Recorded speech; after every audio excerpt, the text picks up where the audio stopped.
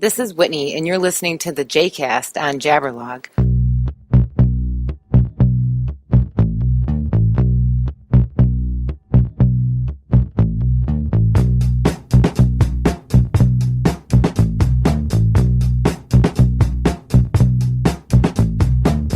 Welcome to the J-Cast on Jabberlog, where we jabber about everything for everyone.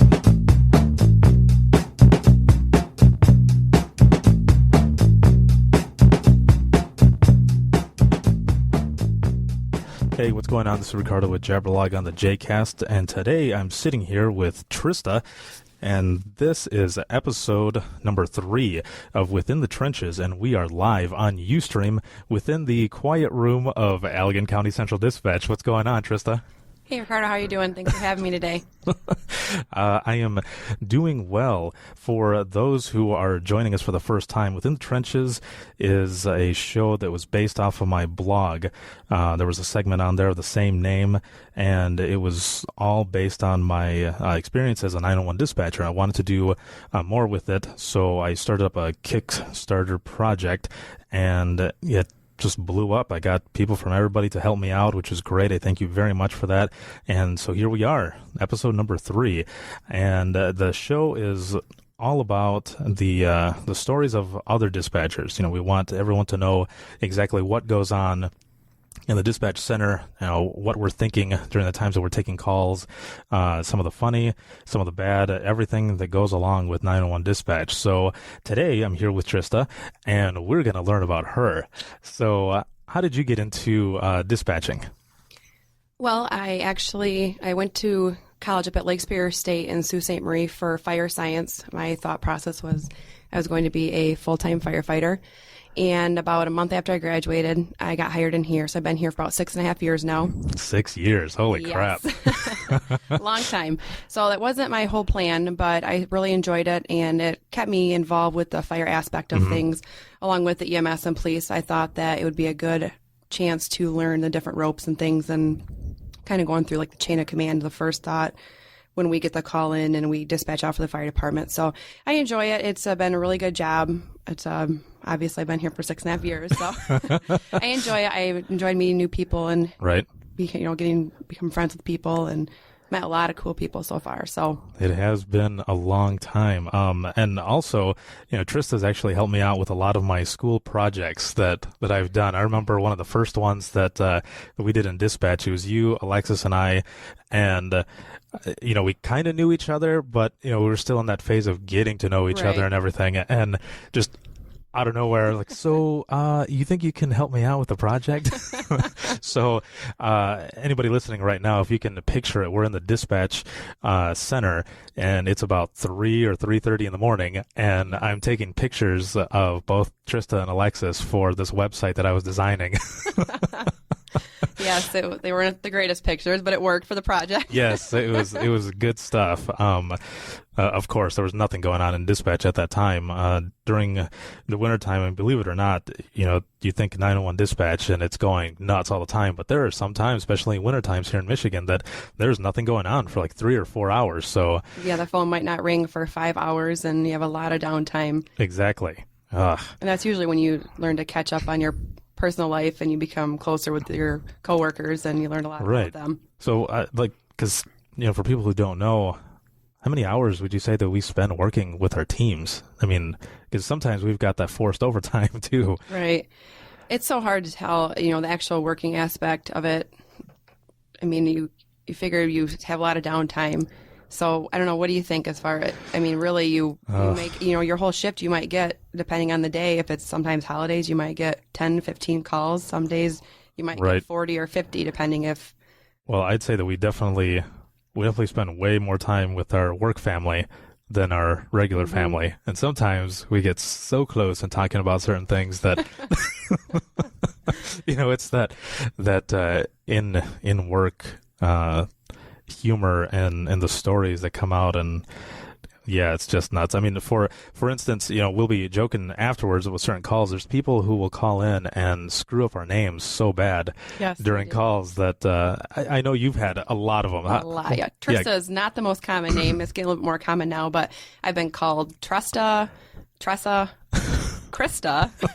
Yeah, there was someone who story. called you Krista. They'll probably follow later or now if you'd like. Yeah, tell us about that. I had a call, and it was a mentally, I wouldn't say mentally challenged, but there was a subject that had a mental illness, and he's called quite often, and he happened to get me that day, and obviously I had, given my name as Trista, and Right. he kept calling me Krista. Well, he got a little bit agitated throughout the call, and he all of a sudden just started yelling Krista at the top of his lungs, and then he just kept repeating it over and over and was just yelling Krista. And at that point, you can't even, all of your training as a dispatcher kind of goes out the window for that. Right. You've been trained to cut in, to try and control the callers and make things go how you need them. You ask the questions, they respond, you ask another question, and it just, at that point, you're kind of speechless. There's nothing that you can do because they have gone so far past that point, and there was nothing I could do, and I just had to wait for him to stop yelling, and it was very comical. It was hard to not laugh. I mean, I know it's just because of the fact that he was screaming. Yeah, what else can you do? I mean, you're on the call, and we always try to help everybody out as much as we can, but when someone's yelling, yeah, there's nothing you can do. I mean, but sit there and bite your lip. And yeah, so I had to wait for him to stop and, then kind of proceed from there. But yeah, that was kind of a comical day a little bit. Man, when I first started here, nobody could get my name right, and I can only think that the reason was because I was saying my name too fast. So when I would answer the phone, I would say, dispatchers do talk fast. I'm one, I can say I talk really fast. I find myself, my husband's like, slow down, what are you saying? yeah, rewind, back up a minute. Yeah, I would say, Elegant Central, this is Ricardo. And to me, that's fine, because that's the way I talk. Normal. Yeah, that's completely fine. Everybody knows that. But when people would hear it, they would say, "What? Your name's Carlos?" Who is this? Yeah, and like, no, it's Ricardo. Oh, I am so sorry. I'm like, what? Why didn't they get that? So I'm assuming that they would hear just the last part, that this is Ricardo, right, or something, not the because I'm talking like a fool and really fast, like I'm on speed or something. Well, and another thing too is that it goes the same way with our callers. There's times where when you're on the phone, which I'm sure a lot of people have had this, where names sound completely different, as we were just saying. Yeah. But even a simple name of Joe can sound like Jill, and if it sounds, you have to have them spell it, and they're like, it's Joe. You know, so you kind of sound like a fool a little bit because you have to actually have them spell their name or their name. Right. Yeah, I've asked people to spell their last names, and they'll say, "Seriously?" Like, yeah, I like Bird. Yeah. I think there was one last night. It was what was it? It was Brown. Yeah. And I said, "Can you spell that for me?" And they said, "Sir, did you not hear it?" And I was like, "No, I heard you say it, but you said it so fast." Because I mean, it was a domestic call, so it was something that, fast paced and everything. And I said, "I just need to confirm that's what you said." And he said, "Well, it's brown, like the color." Like the color. Yeah. Like, excellent. I see. Yes, a lot of people have to use those kind of things, like the color or like the, they have to use examples so we can understand it, so we don't sound as. But for anybody listening right now, if you've ever called 911 and you get a question repeated, you can call and you'll say, "This is my address, this is my name," or whatever. And if you get asked again, it's because we've been trained that we've got this list of questions, that we go through. So I found myself, I don't know about you, but I found myself that I'll be talking to a person, and I'll have it written down what their name is and everything, and I'll ask them again, "So what was your name now?" And they'll pause a moment, and I'm thinking, okay, I'm going through my, through my questions all over again, because that's just the way we're trained. Yeah, I do the same thing, or I'll ask them, and for the people out there that have not had to deal with 911, or the people that have, you feel like we're not paying attention to what you're saying. But in our minds, we are just making sure we have the correct information. Right. Because one little thing could make a call go wrong, or a response time, be longer than necessary because we didn't get that information right. And it's going to come back on us, and we want to get help as soon as possible and do what we need to do to be able to help people. So people do get frustrated. They think that you're not listening. And another thing that people get frustrated about is that we're that calm voice on the end. That's what we're trained to do. However, people, because we're not in a panic mode like they are, they think that we're not doing our job. Yeah, they think they don't care. People quick enough or getting what we need to be, doing done. They don't understand that there may be somebody already doing that on the other side of the room, or our, Right. our partners or our coworkers, which we usually do try to tell them that, but they think because we aren't panicking or in that freak mode, the high pitched voices, Right. talking really super fast, like a lot of people tend to do in emergencies or in kind of in shock situations. So it's always interesting to have this kind of time to be able to explain to them, we are doing our job. We are just Right. trying to do it right and be that calm effect for you, because we're not going to be able to get things done if we are missing stuff, if we're exactly. we're in such a a panic mode as well. So Yeah, because then we'll be freaking out as well. And then I think, it's that whole, it would be almost like a version of the refreak, Yes, where the exactly. people come down on, we've got this, it's called a refreak, and correct me if I'm wrong, because now it's in my head. I'm trying to think of how to explain it. But on medicals or any calls, they can be freaking out at first, and then we're able to calm them down. But then any little thing will trigger them, and then that triggers the refreak, is what that is. So then, so they might be able to take direction, and you might be able to help them out perfectly fine for a little bit, and then if they have to go back in a room where it might be a loved one that's deceased, or they're trying to do CPR, they'll start experiencing that first initial shock factor, and then they will go back into that. Yeah, and if we have any, change of pitch or anything in our voice, Yep. that could, trigger that refreak as well. So Another thing with that is it's very interesting. After working with people for so long, you start to learn what big calls are for your partners. I know that, I will start talking fast. Some people start typing really fast. Some Right. people stand up. Some people talk really loud. And I think it's very interesting, and it's a good aspect of a team member. If you can pinpoint from across the room, if you may not know exactly what's going on, but you can tell if, like I know you, Ricardo, you'll say so in front of a lot of your calls when it's something Yeah. a bigger Right. call, or you're trying to get the information right. So it's very interesting. If you work with someone for a while, you can pick up on those little things that do make a difference because then you need to start paying attention to that, or you might need to get EMS going, or right, the yeah, fire you type department, faster. So it's pretty cool that you can be able to pick up on those little things that we all do to work together. Yeah, that's definitely good for being a team player and everything. You and I worked a long time together, and then we've switched, so I'm sure it's still the same. That you type fast when there's A lot of a higher yeah when there's a higher priority complaint. But we've taken a lot of calls actually where it was Trista and I and a former coworker of ours, Alexis. Later on in the episodes, maybe we'll be able to get her in on this as well. But we've taken calls where, and usually people only see it on the news, but we deal with it right here, where shots fired is yelled out, Yep. and that is the scariest thing that you could ever hear. I mean, Especially it was a 4-hour shift for me. It was a 1A to 5A, and for any dispatchers that do have that shift, that you probably going to be going in, unless it's like a New Year's Eve, or you're not thinking that you're not going to work, but you're thinking, you almost sometimes have the mentality of it's 1A to 5A. There's not Right, going to there's be not much gonna be a going lot on going unless on. it's a bar night, or there's a full lot of moon. people. Yeah, a full moon.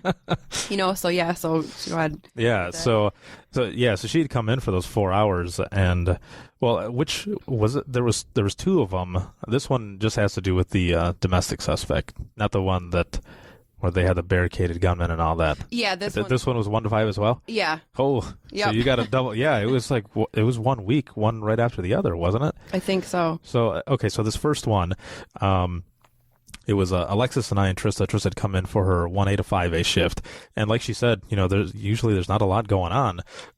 Occasionally we'll get that domestic that goes crazy, and and that it just triggers it from there, or someone uses the Q word and we get jinxed that everything is quiet. But we had this call where the officers were going out to look for the suspect in a domestic, and they had checked out at the apartment complex where this guy supposedly was, and was getting ready to do a status check on him, and I was on radios, and I think you were sitting next to me on lean, Yeah. and then Alexis was on the phones, and just out of nowhere, we hear one of the deputies who was actually training at the time with one of the other deputies and a sergeant. He just yells out, "Shots fired! Shots fired!" And it's the worst thing that you can hear, because you don't know what's going on out there. We don't have something where we can see them. We can't. There's no feed or camera in the car that we can see or anything like that. So, we're sitting there and we're getting ambulance and everything heading out to that area to stage until we find out what's going on. But the whole time, I don't know about you, but I just remember.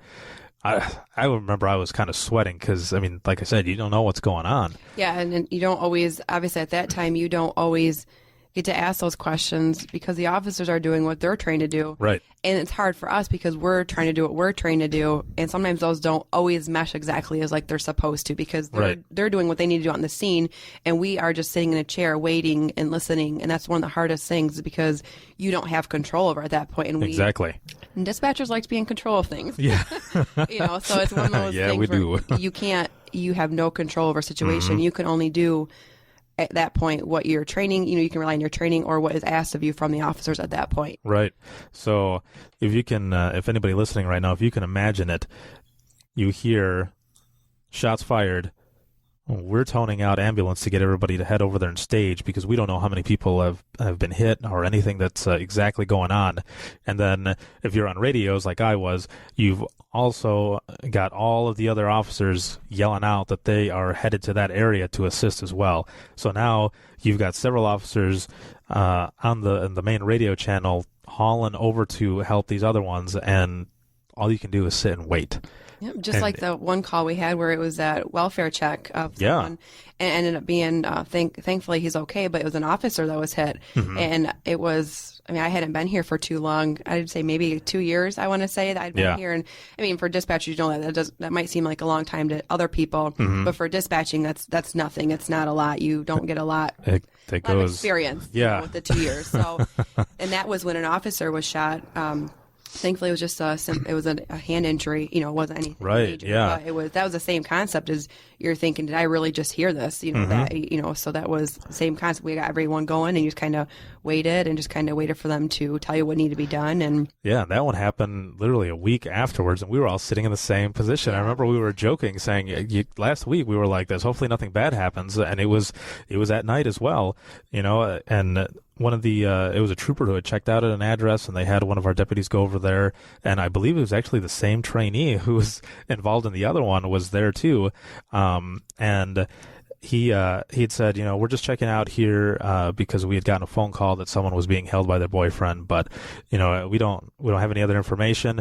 And I asked him if they wanted status checks, and he said no, we'll be 10-5, and 10-5 to us is code for we don't need any checks, we'll be fine, but we give them a 15-minute check. So we set the timer for 15 minutes, and it wasn't even 5 minutes into the call that we heard shots fired, officer hit, and that just your heart just drops. You don't have time to go into that panic. You have to automatically start with your instincts. You have to get EMS going, and then once again you have all the officers going over there. You have sometimes you get the news calling, and I know the news has a job to do, but our job is to get everyone going first. Right. So sometimes when you have you're trying to answer other phone calls, you have the news calling in, so it does get pretty chaotic. And our center doesn't handle emergency calls like a lot. As I guess a high volume as other centers do sometimes, but sometimes when you do have that, it's that natural instinct that you have to get kicked in to start doing what you need to do. Yeah, exactly. To help going to everybody. And so we had ambulance and everybody going, and once again you got every officer except for the cities, of course, hauling over to help them out. And that one went long enough because it was a barricaded gunman call that we ended up going home. I didn't even find out about it until I woke up. And at the last point we had known, because the suspect ended up calling into dispatch, and that's right, yeah, he ended up calling in, and at that point you kind of have to take a different mentality in the call because you're actually speaking with the person directly involved. And so we end up going home, and it's hard when you leave a situation like that because it's the unknown. And unfortunately, I think he did end up killing a couple of people. I don't remember exactly, but you don't ever like to hear that because last we had known that they were okay inside the house and that they were just still hostages and alive at that point. Yeah, that everything was fine. And I think, also when we left, SWAT was getting in position, and I think they had a unit out of Grand Rapids that was coming out to help too. And so it was complete chaos. And that's something that it just comes with the job. It's not something that you can prepare for. Right. It just.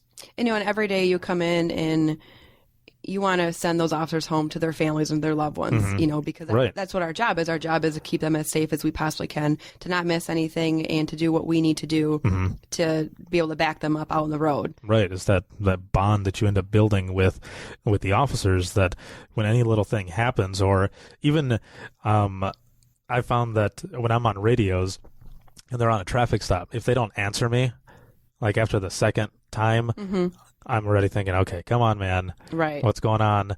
And, like I said, we don't have any cameras or anything that we can see what's going on through those cars. I think some of them have the in-dash cams, but it's not for any, it's not a live feed. It's nothing that we can see. So, if we don't hear anybody sometimes after just a second call, depending on how their voice even sounds when they're talking to us. Right. Yeah, you kind of pick up on that thing. Yeah. We'll end up sending, somebody out to go and check on them ourselves. And there are people, or there are officers that are sometimes better at answering their status right away than others. So if it's someone that you're used to answering right away and they're not answering on that second, third call, you do start getting a little bit, you start thinking, okay, what's going on out there? Are they okay? And then that's usually, like you said, we get other people dispatched over there to check on them. And then they usually key up and they say, Central, I'm 10-4. Right when everything is going nuts and you got people heading over there. Central, my battery just died or something. I had to come back to my car. So, that's always a good sigh of relief. Yeah.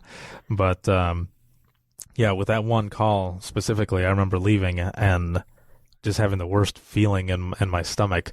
And I went home. It took forever for me to finally go to sleep. I had to force myself to sleep. And then I woke up and I went straight to the computer to look for the local news affiliates, and then I saw the report. But then, not to make it funny or anything, but the reporter, I don't know what was wrong with him when he was doing the report. Like he did it fine, but then like towards the end of it, he started kind of messing up his words. He was stuttering a lot. Like he had his finger up to his ear. So somebody was talking to him and he couldn't concentrate. And then at the end, he says, live from Ottawa County, I'm so-and-so. And then he stops and he goes, oh, excuse me, we're in Allegan. And I didn't see that report. I thought, okay. After that, I was trying to look for it again. They had cut that part out. So, wouldn't you?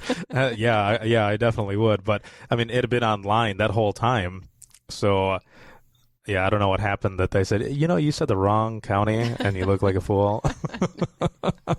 But those are the kind of crazy things that happens here, at 911 dispatch. But along with that, we've also got good calls. I was mentioning earlier in the episode that Trista's helped me out with a lot of school projects, and there was one that really started this whole within the trenches idea. Before I put it on the blog, it started out with this video, and it was about a year or two ago that I recorded this video, and they were just pictures of Trista and pictures of Alexis, and then them telling their story of how they got into dispatching and the good or bad calls that they had. So I'll end up putting that video up on the post as well so that people can see it again for those who have not seen it. But you were so awesome in helping me with that. Tell me about your good calls. So what good call can you think of, if anything, at this point? Because, like I said, this is, for those who don't know, this is really a thankless job. We go into it and we do what we're supposed to do, and it's rare that we get a thank you, but when we do, it's amazing. It's good. Well, and honestly, since I was going to be on this episode, I've been trying to think of, and it's really hard for me to come out with one good call. But I can say that the good calls that you take are when the people do understand why you're doing what you do. They know that you're trying to help them, and they listen to your directions, and they say thank you. And now we don't need a thank you all the time. Right. It's not necessary. But there are the people, even the simplest little thing. A guy had a call the other day where this guy had fallen outside. He had a medical problem, and he just simply wanted me to call his wife. That's all it was. He called 911, and he didn't want me to send an ambulance. And I felt bad for him, so we were kind of talking a little bit, and I I called his wife for him, and she was going to go over there and help him up. And, and he seemed very thankful, and we kind of chat a little bit about the weather and it being cold. And sometimes you get that rapport with someone when you're on the phone with them a little bit. And, because they are people too. You're not just someone that's on the other line. We have families, we have spouses, we have children, right. So it's nice to know that the people do appreciate those little things. And even though, like I said, he called 911 and just wanted me to call his wife, he was very thankful that I did that for them. So just those little things sometimes make you realize that people do appreciate what we do. Yeah. And then along with the good, they do come the bad. And, unfortunately, we do get a lot of that, but we do have a lot of the good, too. Like I said, I just, unfortunately, I can't think of one simple call that stands out in my mind. I'll probably think about it afterwards. But... Right. Oh, I should have said that, man. Yeah, but... Can we add this to the end of it? But it's just nice to have that when people do thank you, or they generally seem sincere, and, when you're talking to them and they understand why we do what we do. Right. No, that is always good. It definitely makes the calls a lot easier. Because a lot of the callers, they don't understand, and that's what I'm hoping I can do with this show, is for people to understand why we do certain things. Now, I know in episode 1 and 2, I talked about it, but I can mention it, a little more. Is just that there's a lot of questions that we have to ask. There's a reason that we ask these questions, and it's not because we're trying to badger you or delay any response time or anything. It's just, for example, in medicals, we've got these EMD cards. It's emergency medical dispatch, and we have to go to this class to do these medical calls so that we can prioritize them. And so there's a whole slew of questions that we have to ask in order to get to that right priority. Yeah.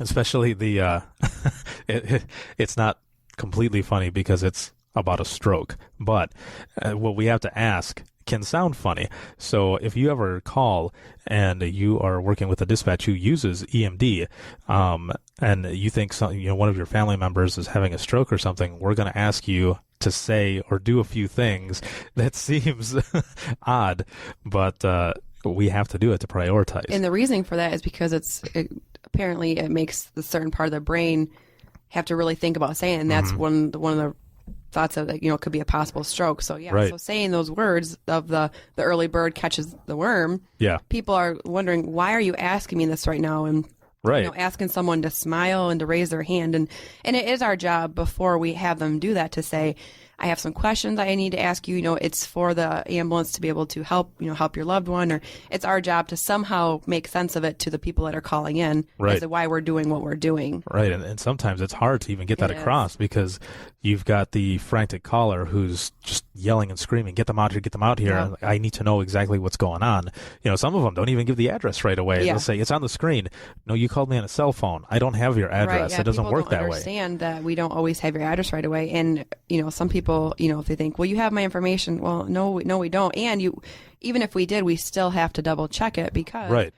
That's like we talked earlier. That's if you miss one thing that could delay a response time, and you never want that to happen as a dispatcher. Exactly. That's the worst thing, especially to hear. Sometimes, a lot of the times, actually, the callers will be the ones who will give you the address, but they spit it out. And you have to have them repeat it, and then they'll say it, and they say it wrong themselves. Or like the names, the different, 25 and 26, or 26 and 25th, you'd have to say 25 or 26. It just, right, and yeah. some people don't understand why you're asking that, but you want to make sure that you have it correct. Yeah. Especially when you're asking them about their name, there's B's, P's, and G's, and V's, yeah, that we end up getting, and and sometimes it's you have to ask them to just repeat it slower, or you say V as in Victor or B as in boy. What are you spitting all this at me? I don't know how to talk the way you talk. I'm like, it's okay. I just mean, is it B as in boy if you were spelling it that way? Oh, okay. It's just like with giving out, talking to that with the trying to repeat stuff on BOLs, which are for people that are dispatchers, or other people that are not dispatchers. They're be on the lookouts. Mm-hmm. If someone calls in about a possible drunk driver that's going on the road, or traveling the wrong lane, or all over swerving, we put out a BOL, and usually we'll try to get the license plate. And the license plates are hard from people that are callers because they're given out and we want to make sure we have the correct letters. Right. And you don't want to always concentrate on that, but if it turns into something, that could be a very important key to the person driving the vehicle, or if something happens or a suspect or something. So yeah, so we try to, get that information, and sometimes it does take a long time because you're having them spelled out slowly with the, like the B as in boy, and they don't understand. They just think, why are these people asking me this? Just put the information in. Right. But, it's just, once again, it's just that concept that we have a job to do and people don't understand.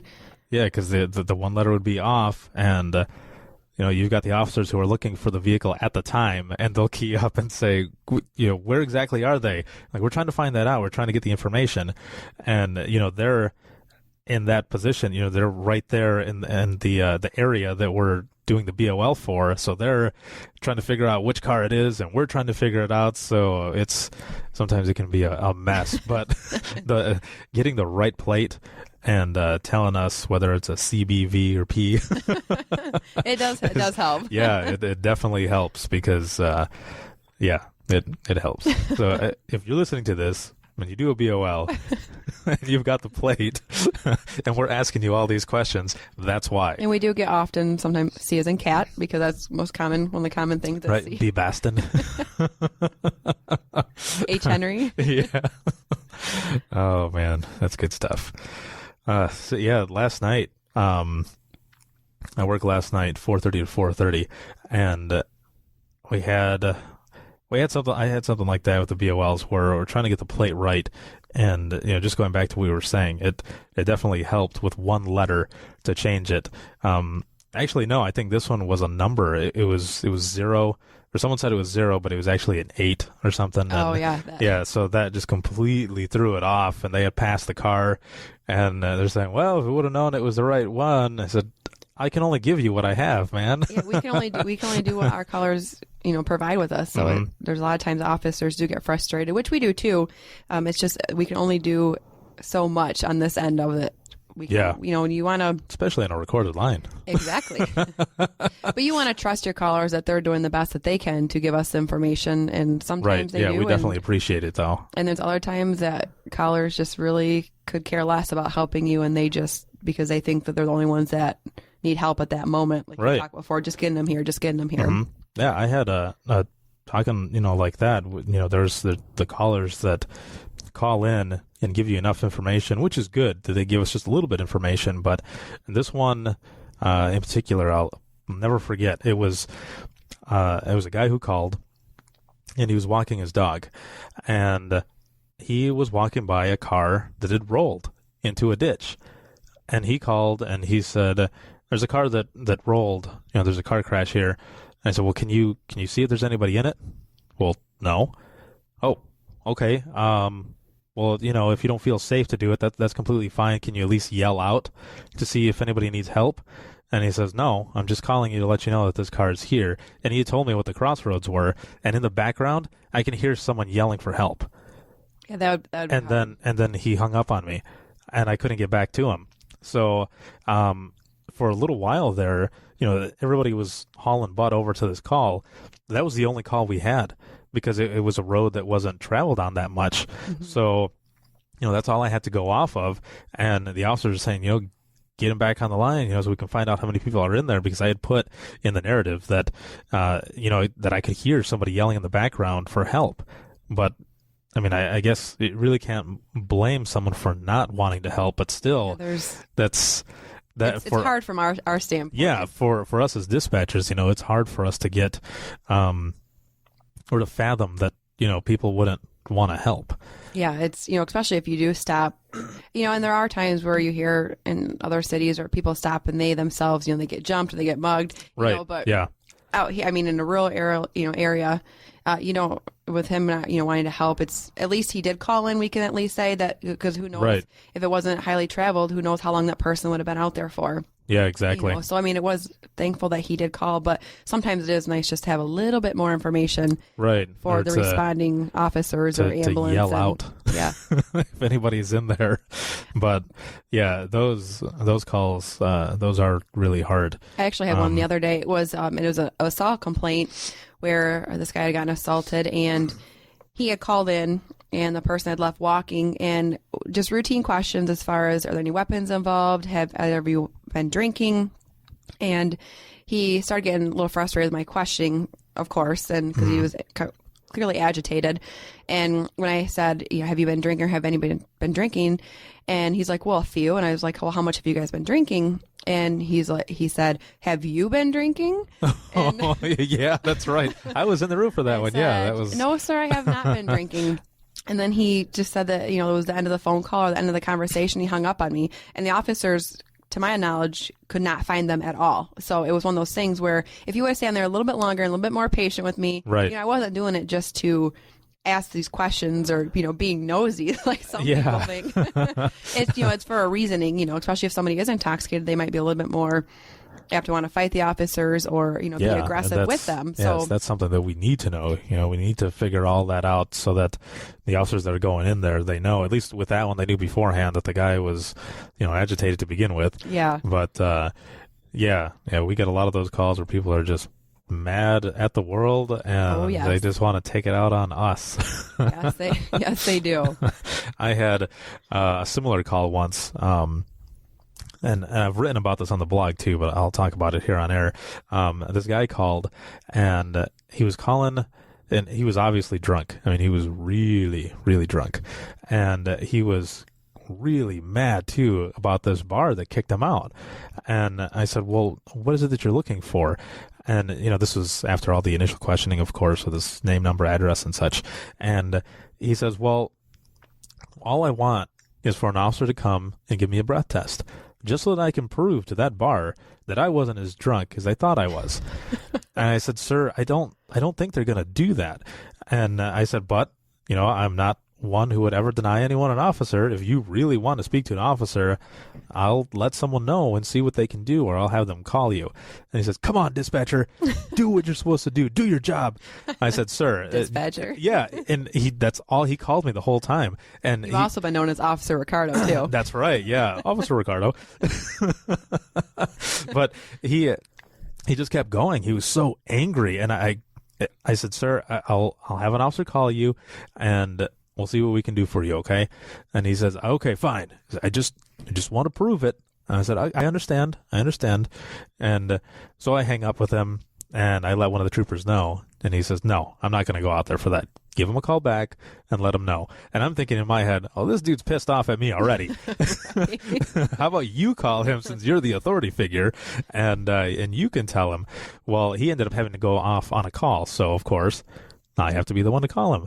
And at the time, too, I wasn't a supervisor or anything, so I couldn't, and there was no supervisor working at the time. Actually, you know what? No, I was the senior dispatcher at the time, so I was still screwed. I still had to be the one call. So I call him back, and I let him know that the trooper was not going out there, and he went off on me, calling me everything that you could think of with putting in dispatcher. Dispatcher, you're not doing your job, dispatcher. Get him out here. I'm like, sir, they're not going to go out there to do this. And I said, and you keep calling on 911. I said, all of these are recorded. And he says, I don't give a crap if this was, and it was much worse than that. But I'm sure. I'll keep it clean. And people don't realize that you can actually get arrested for misuse of 911. Yeah. I mean, you hear about those articles. Sometimes people call, the multiple times. And we have had that occasionally where we have people that, the frequent flyers that we get. People that call in quite often. In quotes. just because they might be bored or they want to speak with an officer, and they know the system. That's pretty much what it is. They do know the system, and we have had people like that end up getting arrested. So this particular person, he did get arrested after calling many, many times and yelling and swearing at me on the phone. And I think it was the last call that I took from him where I said, sir, you're so concerned with getting kicked out of this bar. How far do you live? And this specific bar was in the most southern part of our county, and he lived on the most northern part, bordering another county. And I said, so are you by yourself? Yeah. What does that matter? You drove yourself home? You know what, dispatcher? That has nothing to do with this. Oh, but yes, it does, sir. I said, okay, so you drove yourself home. That doesn't matter. The point is that they kicked me out after I spent so much money there, And Money because you kept buying drinks. yeah, and he says, I deserve something out of this. And I said, well, sir, the trooper is going over there. He's going to assist you. He's going to help you out. He said, you've called enough times, and he's off of the call that he was on before. He's going to get out there. Well, thank you very much, dispatcher, for finally doing your job. And I said, you're welcome. That's what I do here. We help and serve. We dispatch. Yeah. So, right before I got off the line with the guy, he says, make sure you tell your officer to, just kind of mind himself, because I don't mess around. And I said, oh, I'll let him know. And so the trooper's heading out there, and I sent him a message on his computer, and I said, this is what he said. And he's like, oh, okay, I'll tuck that one behind. I'll keep that one in mind. So they checked out there. They weren't out there not even 5 minutes. And I hear the trooper key up on the radio and say, I got one in custody. He got help, didn't he? Oh, that's what he wanted. He definitely got some help. But yeah, those are the type of calls that we get sometimes, where people are just so mad at the world, and there's your perfect example of misuse of 911. Yeah, that's a perfect example. And then you get taken to jail for it. Yes. I actually got a letter from the trooper sent to our director, because he said he did a good job. I listened to the tape, and he kept it professional. And I said, yes. Sometimes that's hard to do. Sometimes it is, when you are getting yelled at and you're getting sworn at, and there is just no need for it sometimes. And I can understand when people are in that emergency or that traumatic mode. I can understand that, why you'd be swearing, or you're upset, you're crying, you're screaming, you're yelling, whatever. But sometimes there's just not a need for it. We're here trying to do our job and help you. We're trying to help you. You're calling us and you're yelling at us for no reason, and because you might be intoxicated or on drugs, or you just don't understand what's going on, and so it gets frustrating a little bit from our end. Mm-hmm. Yeah, definitely. I had a person call once who just was going off. I didn't even have a chance to say anything, and then at the end of it, I went to say something, and the person said, "You know what? That's all I needed." And it was on a non-emergency line until recently. We actually didn't have caller ID on our non-emergency lines, only because apparently with our county, I think they said 4 or 5 different phone systems. So the one that we have specifically didn't work, or it worked, but it didn't fit in with the rest of the layout, I guess, of how the phone system worked for caller ID. So, before that, with this one person, I couldn't call them back and say, so did you not need an officer? They just needed to vent. And I was there to listen. And I'm like, okay, well, let's move on to the next call. Yeah, I've gotten that before where, and this actually isn't a funny matter at all, but of suicidal people, that they're contemplating suicide, or they might not be themselves that day. I've had that before where I've gotten, I think it was a night shift I was working, and it was a guy calling an emergency, and he was just sad. He just wasn't happy, and I can't say necessarily was threatening suicide at that point. He just needed someone to talk to. And I probably talked to him for 20, maybe 30, maybe even 40 minutes on one of the calls. And I mean, it was nice at that point I was able to, because you don't always get that chance to be able to sit and talk with someone else. Right. And, can you hold, please? Okay, I'm going to have to let you go. We have emergencies coming in. Yeah, that just makes them even more mad. Yeah, or more sad, depending on the call. Because they're thinking there's one more person that doesn't have time for me. Right. So it was nice I was able to talk with them. And then I think he ended up calling back and talked again and stuff. And, but there are times where it is nice to be able to be that end of that phone call where you can help someone, and that we hope that it makes a difference. I mean, we don't always know the outcome of things for people, different things. So sometimes with you being the person that he vented to, he probably made his day. Yeah, exactly. Is there anything that you would like the public to know about 911 that we probably haven't talked about? Anything that you can think of that would help them as well as us in our process of a 911 call? I guess just a lot of it is just be patient.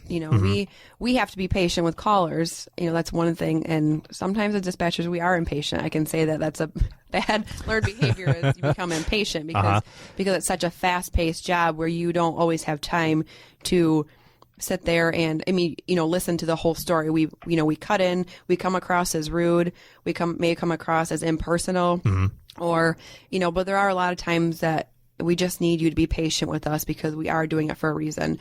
And as I said, it is our job to say, well, my partner's getting officers going, or we do have an ambulance on the way, or hang on for just a second. Some people don't understand that why we would have to put you on hold. There's times that we only have 3 people in our dispatch center, and that one person could be answering 5 911 calls. Yeah. One person can be tied up on lien. For people that don't know, that's running maybe license plates or warrants or doing other things for officers on the road. And then we have one person that's working radio. So if you have a 911 call, you yourself have to prioritize in a quick split second what the most important is. You Exactly. could have a house fire on hold. You could have someone doing CPR on hold. I mean, that would be a worst case scenario ever. I could imagine as a dispatcher sitting in that chair by we've myself. definitely done it before. But there are times where you have to, and you might be on hold for 4 or 5 minutes depending on what's going on. So I guess the biggest thing is just to be patient. And if you don't understand why, ask us. Don't yell at us. Don't get mad. Don't hang up on us, because that only makes it harder for us to do our job. Right. And sometimes we might not be the most personal kind of person that, lying, because everyone has bad days, so sometimes you might think, gosh, what's wrong with that dispatcher, but you don't know what call that we just came off from taking. It could have been a drowning, or it could have been a child. There are things that affect different dispatchers differently. Exactly. I can say personally, with having kids, I've taken calls that are around the same age age frame, and that's really been hard for me. So there's reasons that we do things, and if you don't know, just ask. Right. And I think that anyone here would be willing to be more than happy to explain why we're doing what we're doing. Of course. And there you have it. And that is going to be our wrap-up for episode number 3. Thank you very much, Trista, for joining me on this episode. Thank you, Ricardo. Thanks for having me. Of course. And we're going to do a lot more. So you can always email us now at the official email for all of the shows of the JCast on Jabberlog, which will be the JCast at thejabberlog.com. You can follow me on Twitter at RM2Visions. That's the number 2, RM2Visions. And at Jabberlog on Twitter, and 24/7, thejabberlog.com. And also, for up-to-date information on the show, like us on Facebook. It's facebook.com/Jabberlog. Thank you very much once again. And everybody, have a good day.